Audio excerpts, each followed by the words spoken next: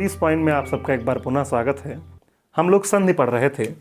संधि के अंतर्गत हम लोगों ने स्वर संधि के बारे में पढ़ा था। स्वर संधि क्या है? संधि का मतलब मेल या मिलान। तो स्वर संधि अर्थात जब स्वर वर्णों के बीच मेल होता है तो उसे क्या कहते हैं? स्वर संधि। स्वर संधि के हम लोगों ने देखा था दीर्घ संधि, इसको हम लोग पढ़ चुके हैं। दूसरा था गुण संधि, तीसरा भी हम लोग पढ़ चुके हैं वृद्ध संधि,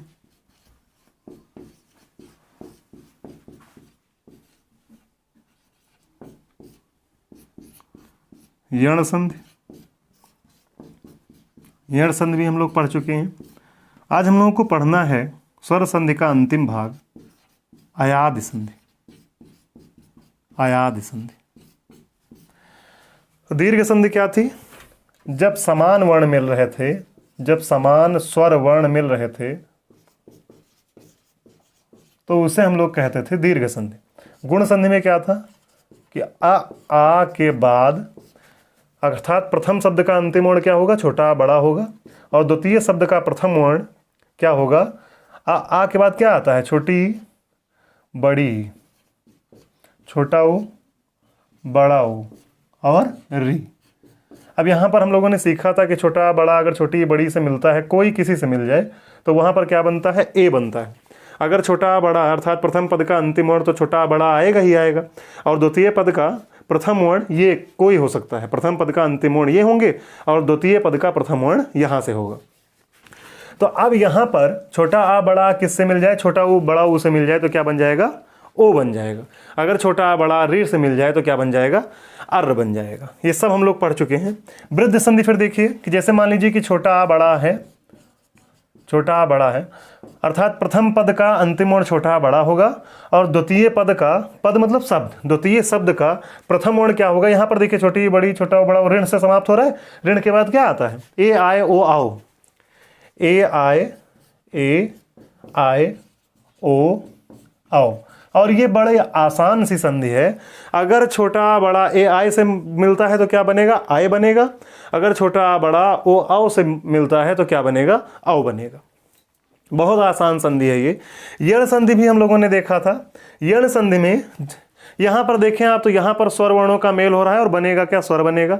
यहाँ पर स्वर वर्णों का मेल हो रहा है, बनेगा क्या? हमेशा स्वर बनेगा। यहाँ पर भी स्वर वर्णों का मेल हो रहा है और बनेगा क्या? हमेशा स्वर बनेगा। लेकिन यण संधि में स्वर वर्णों का तो मेल होगा लेकिन वो स्वर नहीं बनेंगे। क्या बनेगा? वो व्यंजन बनेगा। और क्या किसका किसका मेल होगा? अगर प्रथम पद का अंतिम वर्ण छोटी ई बड़ी ई हो, या फिर छोटा ऊ बड़ा ऊ हो, और या फिर री हो। अर्थात प्रथम शब्द का अंतिम वर्ण या तो छोटी बड़ी होगा या छोटा ऊ बड़ा होगा या री होगा, और इसके बाद जो दूसरा शब्द होगा उसका प्रथम जो शब्द है उसका जो प्रथम वर्ण है वो क्या होगा? अन्य स्वर होगा। अन्य स्वर से तात्पर्य यहाँ पर इनसे भिन्न स्वर, अर्थात छोटी बड़ी के बाद अगर छोटी बड़ी यहाँ पर आ गया तो क्या हो जाएगा? तब तो समान वर्ण हो जाएंगे, दीर्घ संधि हो जाएगी। यहाँ पर अन्य स्वर का मतलब इनसे भिन्न स्वर या अन्य स्वर जो भी कहें आप, अन्य स्वर। यहाँ पर भी री के बाद क्या होगा? अन्य स्वर। अब होगा क्या कि छोटी ई बड़ी ई अन्य स्वर जब मिलेंगे तो छोटी ई क्या बन जाएगा? या बन जाएगा। या और इसके नीचे हलंत लगाएंगे, अर्थात छोटी बड़ी किस में कन्वर्ट हो गया? या में। और जो यहाँ पर स्वर रहेगा वो इसके बाद आ जाएगा, अर्थात अन्य स्वर यहाँ पर आ जाएगा। अब अन्य स्वर इसके साथ मिलकर जो भी रूप होगा बना लेगा। यण संधि की वीडियो देखिएगा, वहाँ बहुत डिटेल में किया गया। छोटा ऊ बड़ा ऊ क्या बन जाएगा? वाह बन जाएगा। और इसके बाद में क्या आ जाएगा? अन्य स्वर इसके साथ मिल जाएगा। कई बार बता चुके हैं कि स्वर रहित व्यंजन होगा और उसके बाद कोई स्वर आता है तो उस पर मात्रा के रूप में आ जाएगा। री है, री किस में बदल जाएगा? रा में बदल जाएगा और अन्य स्वर आ जाएगा, जो होगा उसके साथ मिल जाएगा अन्य स्वर। तो ये बातें आपको समझ में आई होंगी। अब इसको थोड़ा सा और समझते हैं कि अगर छोटी ई बड़ी ई अन्य स्वर मिल रहे हैं इससे तो क्या बन रहा है? छोटी ई बड़ी या बन जा रहा है और अन्य स्वर जो है वो इसके साथ मिल जाएगा। अन्य स्वर मतलब मान लीजिए यहाँ छोटा ऊ आया होता तो यहाँ पर छोटा ऊ की मात्रा लग जाती, यहाँ पर आ आया होता तो यहाँ पर आ की मात्रा, आ मतलब छोटा आ हो जाता तो यहाँ हट जाता हलंत, यहाँ पर बड़ा आया होता तो यहाँ बड़ा आ की मात्रा लग जाती, यहाँ छोटी आया होता तो यहाँ छोटी आ जाएगा, तब ये क्या हो जाएगा, दीर्घ संधि हो जाएगा। मतलब अन्य स्वर इसलिए लिखा गया कि समान नहीं होंगे। अन्य स्वर लिखने का कारण है कि ये समान नहीं होंगे। दूसरी चीज देखिए आप, छोटी ई और बड़ी ई, छोटी ई और बड़ी ई का उच्चारण स्थान और उच्चारण प्रयत्न किसके जैसा है, या के जैसा है। इसीलिए छोटी ई बड़ी किस में कन्वर्ट हो जा रहे हैं, या में। छोटा ऊ बड़ा ऊ का उच्चारण स्थान और उच्चारण प्रयत्न किसके जैसा है, वा के जैसा है, इसीलिए किस में कन्वर्ट हो जा रहे हैं, वा में। री का उच्चारण स्थान, ऋण का उच्चारण स्थान और उच्चारण प्रयत्न किसके जैसा है, रा के जैसा है, इसलिए किसमें कन्वर्ट हो जा रहे हैं, रा में। तो ये चीजें मेरे ख्याल से आपको समझ में आई होंगी। आज हम लोगों को पढ़ना है अयाधि संधि। या आप स्क्रीनशॉट भी ले सकते हैं यहाँ पर। ये क्या हो जाएगा, यण संधि तक बहुत डिटेल में किया गया। आज हम लोग पढ़ते हैं अब अयाधि संधि। अयाधि संधि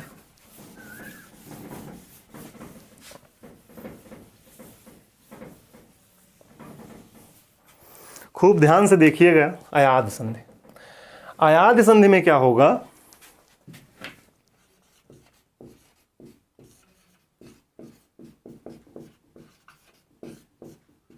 अयाधि संधि, अयाधि संधि में क्या होगा कि जो प्रथम शब्द होगा उसका अंतिम वर्ण क्या होगा, या तो ए होगा या फिर आय होगा, या फिर ओ होगा, या फिर क्या होगा, औ होगा।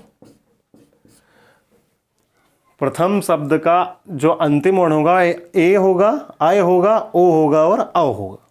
तो ए किस में कन्वर्ट हो जाएगा, ए कन्वर्ट हो जाएगा आय में। किस में कन्वर्ट हो जाएगा, आय में। हलंत लगाएंगे यहाँ पर। आय किस में कन्वर्ट होगा, आय में। आय किस में कन्वर्ट होगा, आय में। ओ किस में कन्वर्ट हो जाएगा, औ में। ओ किस में कन्वर्ट होगा, औ में।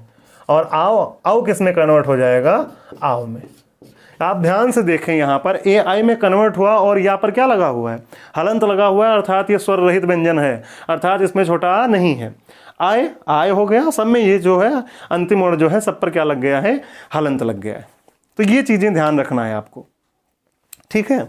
अब जैसे देखें इसका एग्जाम्पल, अब यहाँ पर आप इधर देखें तो शा जो से जो आया है इसका अंतिम वर्ण क्या है, क्या है, ए है। क्या है अंतिम वर्ण, ए। ये शा जो है, तीन प्रकार के शा होते हैं, एक ये शा होता है, दूसरा ये शा होता है और तीसरा ये शा। इसको बोलते हैं तालव्य शा। कौन सा शा, तालव्य शा। इसको बोलते हैं मूर्धन्य शा। कौन सा शा, मूर्धन्य शा। ये सब वर्ण विचार में पढ़ चुके हैं। और इसको बोलते हैं दंत शा। कैसा सा, दंत शा। ये तालब याद रखने के लिए इसको हम कह सकते हैं कि ये ताल लगा हुआ है। मान लीजिए ढोल के दो पलड़े हैं, तो यहाँ पर ताल लगाएंगे, मतलब क्या है, तालव्य शा। ये पूरा मुड़ा हुआ है, इसीलिए कैसा सा है, ये कैसा सा है, मूर्धन्य सा। और यहाँ पर मान लीजिए दांत निकला हुआ है, तो ये क्या हो जाएगा, दंत सा। याद रखने के लिए।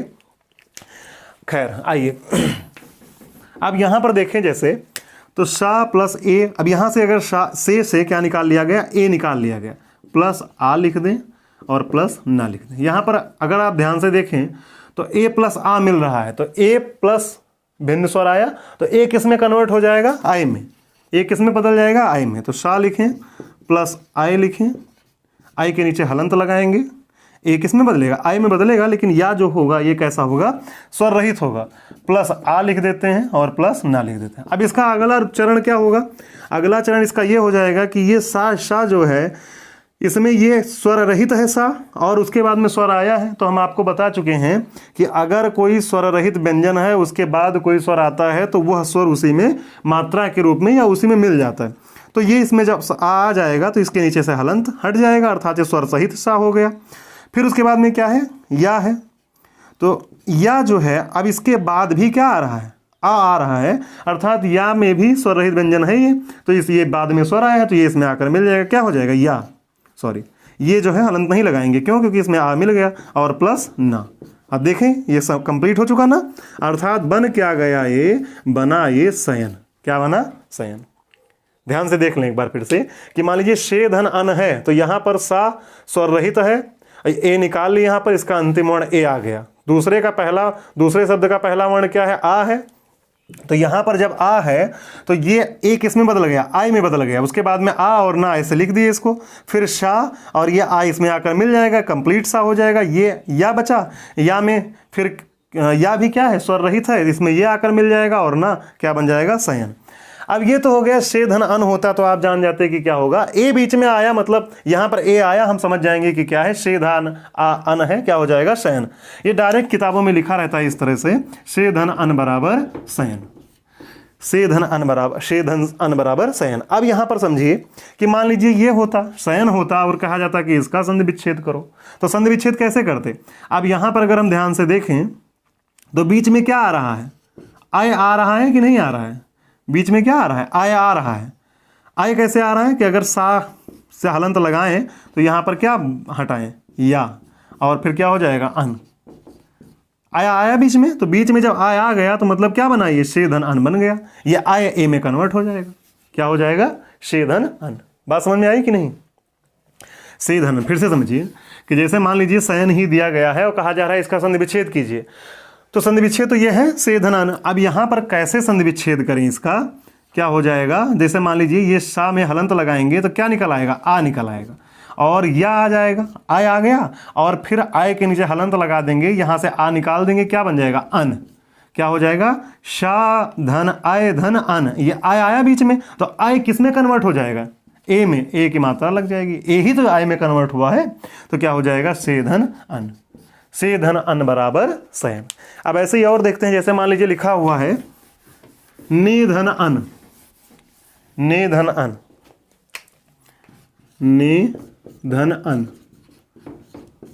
अब यहां पर न प्रथम वर्ग का, प्रथम शब्द का अंतिम वर्ण कौन सा है, ए है, ए लिख देंगे, प्लस आ प्लस न। ए किस में बदल जाएगा, ए के बाद जब कोई स्वर आया है ए किस में बदल जाएगा, आई में। क्या लिख दें यहाँ, ए किस में बदल जाएगा, वहां देखिए ए आई में बदल गया, हलंत लगा देंगे यहाँ पर, प्लस आ लिखेंगे, प्लस ना लिखेंगे। आगे का चरण क्या होगा, ये इसमें आकर मिल जाएगा, यहाँ पर स्वर रही तो ये इसमें आकर मिल जाएगा, और ये बचेगा, क्या हो जाएगा, नयन। अब इसी का संधि विच्छेद करना, तो बीच में आय है मतलब ने धन अन हो जाएगा, बीच में आय है, आय यहाँ से आ और या आय, ए की मात्रा, आय किस में कन्वर्ट हो जाएगा, ए में कन्वर्ट हो जाएगा आय, तो क्या हो जाएगा, ने धन अन, क्या हो जाएगा, नयन। ऐसे ही मान लीजिए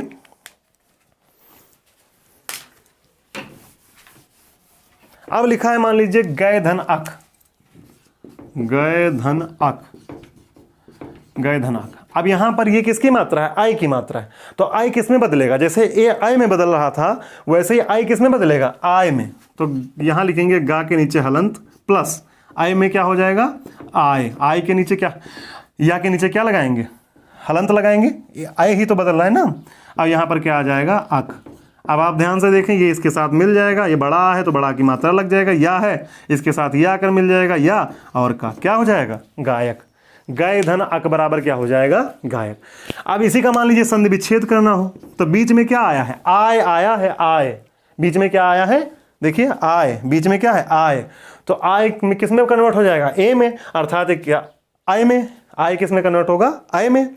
तो ये अर्थात क्या हो जाएगा, गय धन अक, क्या बन जाएगा, आय यहां से निकाल लेंगे, गय धन अक, क्या बनेगा, गय धन अक। अब ऐसे ही मान लीजिए है, मान लीजिए लिखा है शय धन अक, शय धन अक। अब आप डायरेक्ट भी कह सकते हो शय धन अक बराबर सहायक, ने धन अन बराबर नयन, से धन अन बराबर शयन, इस तरह से शय धन अक बराबर क्या हो जाएगा, फिर से हम करके सहायक तो डायरेक्ट हम बोल सकते हैं क्या हो जाएगा, ये आय किस में बदल जाएगा, आय में आएगा, और आय में आएगा तो या स्वर रहित होगा लास्ट में, ये उसमें मिल जाएगा, क्या हो जाएगा, सहायक। या इसको हम फिर से एक बार समझने के लिए विस्तार दें तो ये सा के नीचे मूर्धन, ये कैसा सा है, दंत सा के नीचे हलंत लगाएंगे, ये आय है तो आय किस में कन्वर्ट हो जाएगा, आय में कन्वर्ट हो जाएगा, और आय या के नीचे हलंत प्लस आ और का। अब क्या होगा, अब यहाँ पर ये इसमें आकर मिल जाएगा, सा हो गया, ये बड़ा इसमें आकर मिल जाएगा, और या है, या में ये आकर मिल जाएगा तो या हो जाएगा कंप्लीट या, और का क्या हो जाएगा, सहायक, क्या हो जाएगा, सहायक।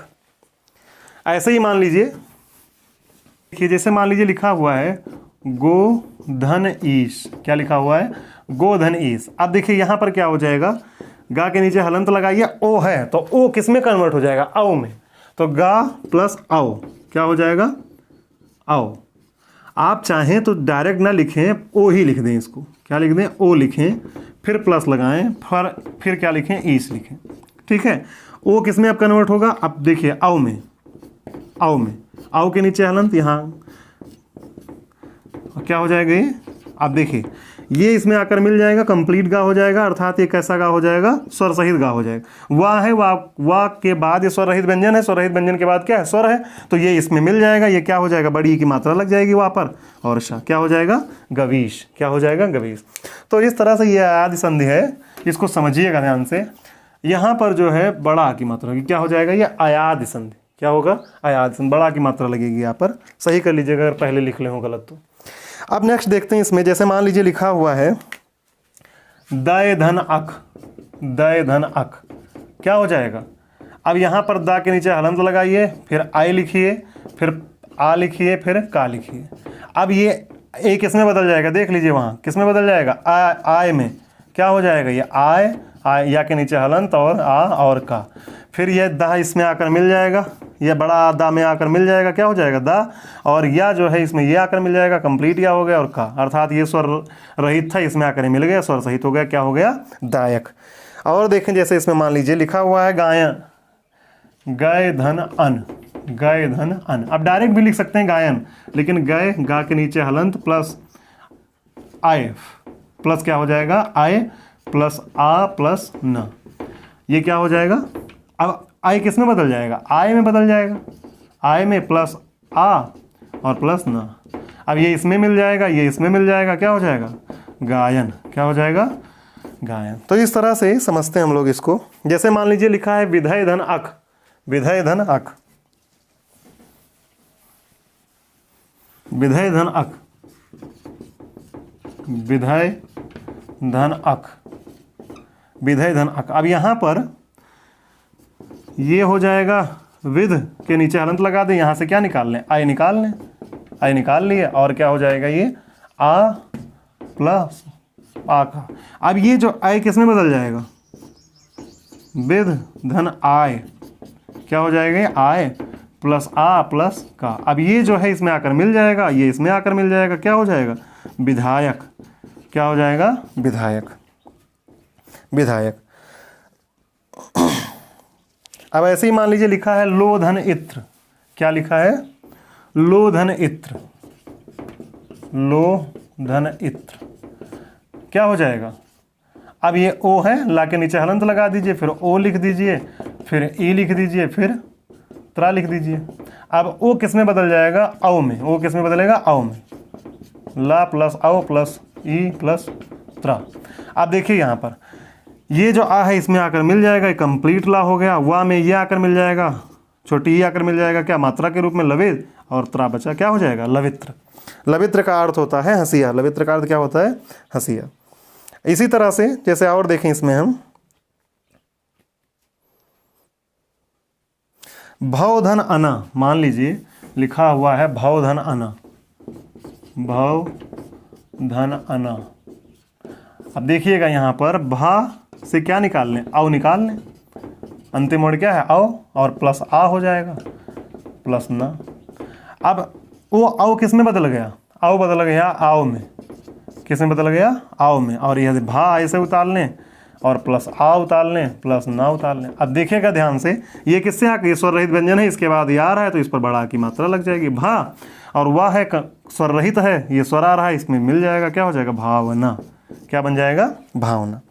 इसी तरह से मान लीजिए है पावन, पावन, पावन, तो क्या हो जाएगा, पावधन अन, कैसे होगा देख लीजिए, पास में हलंत लगाइए, आओ आएगा, आओ निकाल लेंगे यहाँ से, प्लस आ और प्लस न।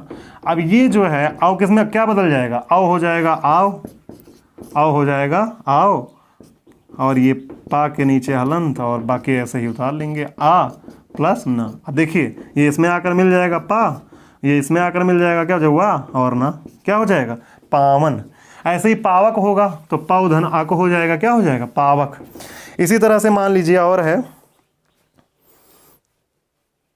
पावक है, इसी तरह से मान लीजिए श्रवण, तो श्रोधन क्या हो जाएगा, अन हो जाएगा, क्या हो जाएगा, श्रवण। तो इस तरह से ये आयादी संधि हम लोगों की समाप्त हुई। अब इसमें देखें जैसे आप कि ए है आय है, ए किस में कन्वर्ट हो रहा है आय में, आय किस में कन्वर्ट हो रहा है आय में, ओ किस में कन्वर्ट हो रहा है आओ में, आओ किस में कन्वर्ट हो रहा है आओ में। अब यहाँ पर समझने वाली बात यह है कि ए के बाद, फिर से एक बार समझ लें, ए के बाद क्या आ रहा है, कोई भिन्न स्वर आ रहा है। ए के बाद कौन सा आ रहा है, भिन्न। आय के बाद क्या आ रहा है, कोई भिन्न स्वर आ रहा है। ओ के बाद क्या आ रहा है, कोई भिन्न स्वर आ रहा है। आओ के बाद क्या आ रहा है, भिन्न स्वर आ रहा है। और इसके अलावा एक बात ध्यान ये रखना है कि यहाँ पर ए आय और ओ आओ ही कन्वर्ट हो रहे हैं आय आय ओ आओ में। जो इसके बाद वाला स्वर आ रहा है वो इसमें जो ये हलंत लगा हुआ है बाद के वर्ण में, इसमें उसमें मिल जा रहा है वो। और यही सेम कंडीशन किस में हो रही थी, यण संधि में हो रही थी। वहां पर भी क्या हो रहा था, जो छोटी बड़ी यही कन्वर्ट हो रहा था या में, और उसके बाद में जो अन्य स्वर आ रहा था तो या हलंत लगा देते थे तो वो या में क्या होता था, मिल जाता था, उसकी मात्रा के रूप में आ जाता था। तो इस तरह से आपको ये संधि पूरी समझ में आई होगी। हम लोग पढ़ चुके हैं स्वर संधि कंप्लीट पूरा। इसमें हम लोगों ने पढ़ा क्या क्या, दीर्घ संधि पढ़ा, गुण संधि पढ़ा, वृद्ध संधि पढ़ा, यण संधि पढ़ा और आयादी संधि पढ़ा। यकीन मानिए अगर आप धैर्य के साथ पढ़ेंगे तो आपको अलग से कहीं पन्ने पलटने की ज़रूरत नहीं पड़ेगी। पर्याप्त एग्जाम्पल भी मैं लिखवा दे रहा हूँ। आप बढ़िया सा नोट्स बनाइए और वीडियो में ये नहीं कि आप ऊब जाएं, वीडियो को खूब ध्यान से और उसमें जो है बढ़ा कर मत देखिए, एक तरफ से देखिए, बहुत सारी चीज़ें आपको उसमें देखने को मिलेगी। ठीक है, मिलते हैं नेक्स्ट लेक्चर में, तब तक के लिए नमस्कार।